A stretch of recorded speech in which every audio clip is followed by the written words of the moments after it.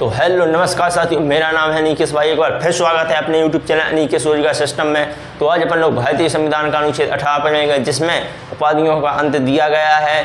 तो जानिए कि वो कौन सी उपाधि है जिनका अंत हो गया है। तो ऐसे ही बिना किसी देरी के वीडियो को शुरू करते हैं और देखते हैं भारतीय संविधान का अनुच्छेद 18। तो दोस्तों, ये है भारतीय संविधान का अनुच्छेद 18, जिसका टॉपिक है उपाधियों का अंत। यानी कि जो आपको उपाधि मिलती थी पहले के समय में, कोई बाहर के देश के अंग्रेज लोग आए या फिर कोई और आया, तो वो ऐसा होता था कि धर्म के नाम पर, जाति के नाम पर या फिर किसी स्थान के नाम पर उपाधि दे देते थे। जैसे किसी से कहते थे ठाकुर साहब, किसी से कहते थे खान साहब। तो फिर जो ठाकुर साहब होते थे उनके बेटे हुए तो वो भी ठाकुर साहब हुए। तो इन सब उपाधियों का अंत हो गया। तो यहाँ पर पहला क्लॉज है इसमें, राज्य सेना या विद्या संबंधी सम्मान के सिवा और कोई उपाधि प्रदान नहीं करेगा। यानी कि जो राज्य है वो केवल सेना, यानी कि जो इंडियन आर्मी है उनको उपाधि मिलेगी। जैसे कर्नल की उपाधि मिल जाती है किसी को, तो वो उपाधि नहीं, वो उनका सम्मान है। और विद्या संबंधी सम्मान, यानी कि अगर कोई इंजीनियर की डिग्री कर लेता है तो वो इंजीनियर हो जाता है, फिर डॉक्टर हो जाता है, डॉक्टर की डिग्री मिल जाती है। तो ये सब विद्या संबंधी और सेना संबंधी में आपको सम्मान के तौर पर ये उपाधि मिलती है। और इस उपाधि में ये नहीं है कि इसी आदमी को मिलेगी, जो इसमें कार्य करेगा उसी को ये उपाधि मिलती है। ऐसा नहीं है कि बड़ी समाज के लोगों को मिले या फिर छोटी समाज के लोगों को मिले या फिर गरीब आदमी को मिले या फिर अमीर आदमी को। इसमें ऐसा कोई नहीं है, इसमें सब समान है, कोई भी उपाधि ले सकता है, बस आपको कार्य करना पड़ेगा। तो ये उपाधि नहीं, ये सम्मान है। दूसरा क्लॉज है, भारत का नागरिक किसी विदेशी राज्य से कोई उपाधि स्वीकार नहीं करेगा।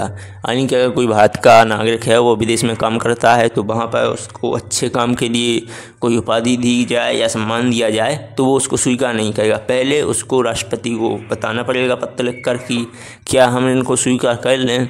ज़्यादातर यही होता है कि राष्ट्रपति अनुमति दे देते हैं कि हाँ स्वीकार कर लो, लेकिन बिना बताएं आप स्वीकार करोगे तो आपके ऊपर कार्रवाई हो सकती है। यहाँ पर तीसरा क्लॉज है, कोई व्यक्ति जो भारत का नागरिक नहीं है, राज्य के अधीन लाभ या विश्वास के किसी पद को धारण करते हुए किसी विदेशी राज्य से कोई उपाधि राष्ट्रपति की सहमति के बिना स्वीकार नहीं करेगा।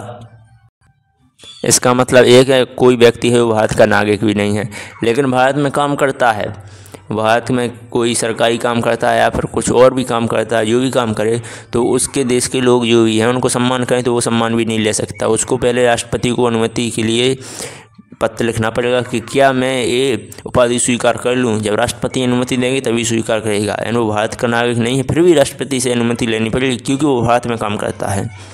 यहाँ पर चौथा क्लॉज है, राज्य के अधीन लाभ या विश्वास का पद धारित करने वाला कोई व्यक्ति किसी विदेशी राज्य के या उसके अधीन किसी रूप से कोई भेंट, उपलब्धि या पद राष्ट्रपति की सहमति के बिना स्वीकार नहीं करे। इसका मतलब है,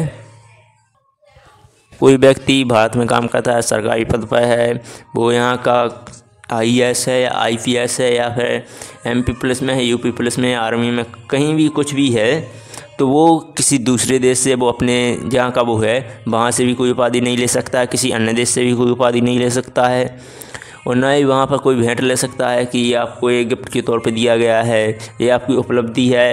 राष्ट्रपति की सहमति के बिना कोई भी ऐसा दूसरे देश से, अपने देश से नहीं ले सकता है वो।